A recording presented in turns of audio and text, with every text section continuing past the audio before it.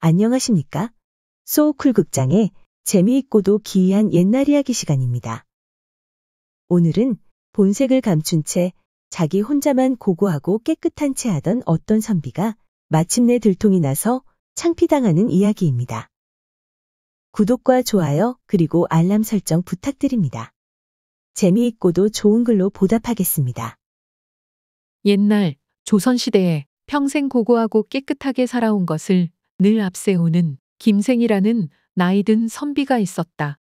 한 번은 그가 영남 향교의 감독관인 제독이 되었는데 경주 관아에 들릴 적마다 기생들을 보면 담뱃대로 머리를 두드렸다. 벼슬아치라는 양반들이 어찌 요런 더럽고 유사한 요물들을 가까이 할까? 제독이 하는 꼴을 보고 경주 기생들이 모두 분개하였을 뿐 아니라 경주 부윤도 적잖이 아니꼽게 여겼다. 하루는 부윤이 여러 기생을 모아놓고 명을 내렸다. 너희들 중에 누군가가 묘한 꾀를 써서 제독을 골려주면 내가 크게 상을 내리겠다. 예쁜 데다 새끼마저 넘치는 기생 하나가 자기가 해보겠노라고 자청해서 나섰다. 제독은 경주에 들를 때면 향교에 재개하는 방을 사처로 정하고는 통인 아이 하나를 부리고 있었다. 기생은 촌여자 모양으로 허술하게 차리고 향교로 가서는 대문가에 비켜서서 통인 아이를 불렀다. 보일까 말까 얼굴을 살짝 감추기도 하고 때로는 온몸을 드러내기도 하면서 제독의 시선을 끌다가는 통인 아이가 나오면 추파를 던지듯이 힐끔거리며 제독을 보면서 아이와 한참 소곤거리다가 가곤 하였다.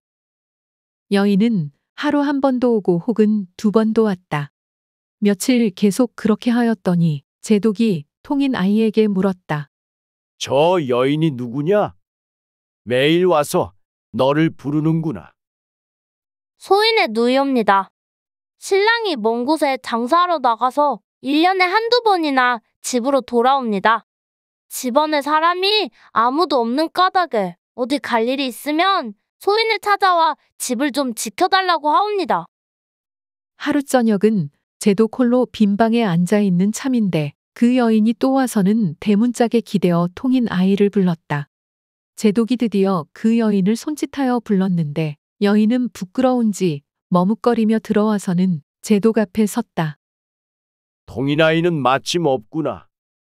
내가 담배를 피우고 싶은데 내가 불을 좀 가져다 주겠느냐? 여인이 부엌에서 불씨를 가져오자 제독이 은근한 어조로 권했다. 너도 이리로 올라와. 앉아서 한 대 피워보렴. 제가 어찌 감히 그렇게 할 수 있겠습니까? 보는 사람도 없는데 무슨 상관이 있겠느냐? 기생은 못 이기는 체하고 방에 들어가 제독의 청대로 담배를 한 대 피웠다. 조금 있으니 제독은 마음을 털어놓았다. 내가 일찍이 미인을 많이 보았지만 너같이 고운 여자는 처음 보았구나. 한번 너를 본 뒤부터는 내가 잠도 밥도 모두 잊었다. 밤에 가만히 와 줄 수 없겠느냐? 빈 방에서 나 혼자서 자니 누구 하나 알 사람 없다. 여인은 우정, 놀라는 신용을 하였다. 나리께서는 귀하신 양반이 없고 첩은 천인으로 용모조차 누추하온데 나리께 없어 어찌 저 같은 것을 마음에 두시겠습니까? 희롱도 너무하십니다. 아니다. 이건 내가 진정으로 하는 말이다. 희롱이라니 무슨 소리냐? 제독은 초조하여 맹세까지 하였다. 나리의 생각이 정말 그러하시다니 저도 정말 감격이옵니다. 어찌 분부대로 하지 않을 수 있겠습니까? 제독은 뛸 듯이 기뻐하였다. 내가 너를 만난 것은 실로 기이한 연분이로구나. 그런데 다만 한 가지 딱한 일이 있습니다. 제가 일찍이 듣기로 향교에 재개하는 방은 지극히 엄숙한 곳이어서 여자를 품고 자서는 안 된다고 하던데 정말 그렇습니까? 이 말을 들은 제독은 무릎을 치면서 감탄하였다. 내가 촌 여인으로서 어찌 그리 영리하단 말이냐? 내 말이 참말로 옳다. 그러니 장차 어찌하면 좋겠느냐? 나리께서 정말로 생각이 있으시다면 제가 방책을 한 가지 드리겠습니다. 저의 집이 바로 향교 문 밖 두어 걸음 되는 곳에 있습니다. 집에는 저 혼자뿐이니 나리께서 깊은 밤 아무도 모르게 가만히 찾아오시면 조용히 만날 수 있습니다.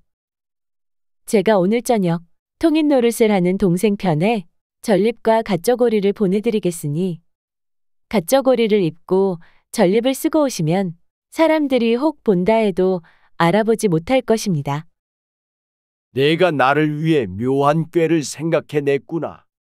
나는 내 말대로만 할 터이니 언약을 어기지 말아다오. 제독은 두세 번 단단히 다지고 여자를 보냈다. 기생은 향교문 밖에 오막살이를 한 채 세내고 있었다. 저녁이 되자 통인아이에게 전립과 갓저고리를 들여보냈다. 제독은 언약대로 밤에 전립 차림을 하고 여인을 찾아갔다. 기생은 나와서 맞아들이고는 촛불을 밝힌 후 술과 안주를 들여왔다. 두 사람은 마주 앉아 술잔을 주거니 받거니 하며 우스갯소리를 한참 하였다. 제독은 옷을 벗고 이불에 먼저 들어가 누워 기생더러 들어오라고 재촉했다. 그렇지만 기생은 일부러 시간을 끌고 있었다. 문득 살인문 밖에서 사내의 걸걸한 목소리가 들렸다. 그러자 귀를 기울이고 있던 기생이 깜짝 놀라는 신용을 하더니 말했다. 나으리, 큰일 났습니다. 저 소리는 저의 예전 남편이었던 관노지를 하는 철월한 놈의 목소리입니다. 제가 일찍이 저놈과 살았는데 천지간에 다시 없는 몹쓸 놈입니다. 사람을 죽이고 남의 집에 불을 지르는 짓을 한 적이 한두 번이 아닙니다. 몇 년 전에 가까스로 저놈을 떼버리고 다른 남편을 얻은 뒤로는 일절 소식이 없었는데 오늘 무슨 일로 왔는지 모르겠습니다. 목소리를 들으니 술에 취한 게 분명하니 나리께서 크게 봉변당하시겠습니다. 이 일을 어쩌면 좋을까요? 여인은 곧 일어나 밖으로 나가면서 소리쳤다. 너는 누구길래? 아님 밤중에 사람을 부르며 이 아단이냐? 그러자 문 밖에서 나지막한 그러나 기분 나쁜 목소리가 들려왔다. 내가 내 목소리를 모른단 말이냐? 좋은 말 할 때 빨리 문 열어라. 오냐? 내가 철호로구나? 내가 너와 인연을 끊은 지 벌써 오랬는데 어찌 밤중에 와서 야류를 부리느냐?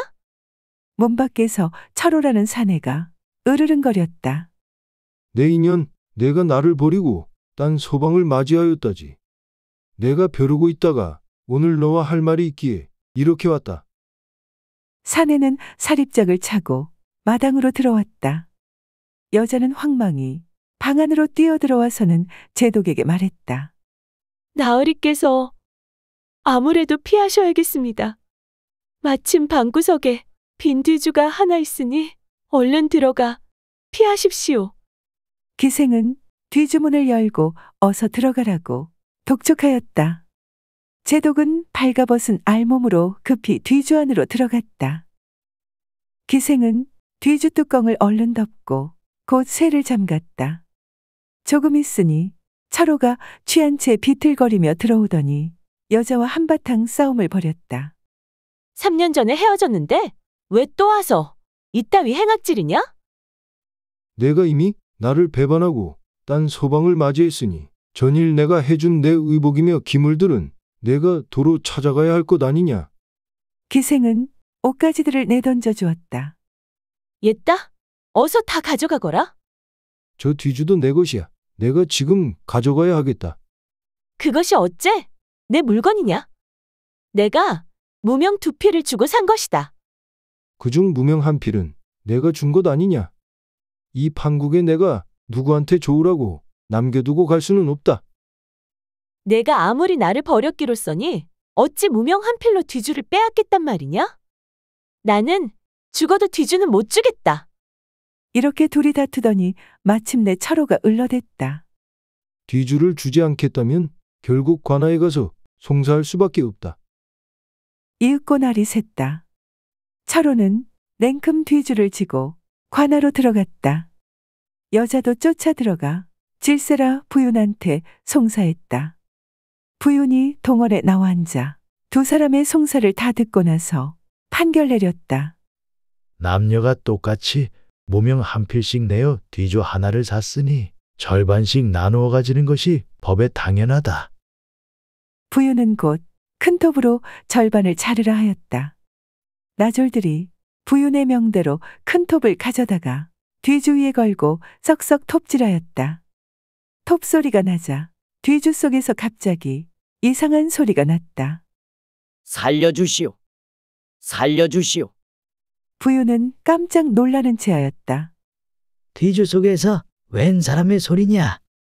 빨리 자물쇠를 열고 그 사람을 내놓아라. 나졸들이 자물쇠를 깨치고 급히 뒤주를 열어젖히니 발가벗은 사람이 하나 튀어나와 마당 한복판에 섰다. 그 바람에 경주부 중에 모든 사람이 놀라 야단법석으로 떠들며 해괴망측하여 입을 가리고 웃었다. 사람들이 우우하고 몰려들어서는 얼굴을 보고 한마디씩 하였다. 아니, 제독이 아니시오. 어찌 뒤주 안에 들어가 계셨소? 부유는 발가숭이 제독에게 올라와서 자기 옆에 앉으라 하였다. 제독은 두 손으로 아래를 가린 채 허리를 구부리고 섬돌 위에 올라갔다.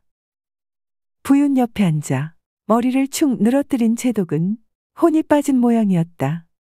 부윤은 옷을 가져다 주라고 명령하였다. 기생들은 평소에 미웠던 까닭으로 짐짓 여자의 장옷을 가져다 주었다. 제독은 장옷 하나만 걸친 채 맨상투 맨발바람으로 향교로 달아났는데 그날로 도망치고 말았다. 발없는 말이 천리를 간다더니 이 일이 어떻게 조정에 알려졌는지는 몰라도 김선비는 제독관 자리에서 얼마 후 면직되는데 경주 사람들 사이에서는 뒤주 제독의 이야기가 한동안 웃음거리였다. 들어주셔서 고맙습니다. 용어풀이 참고문헌 및 자료 출처 소개에 올리겠습니다.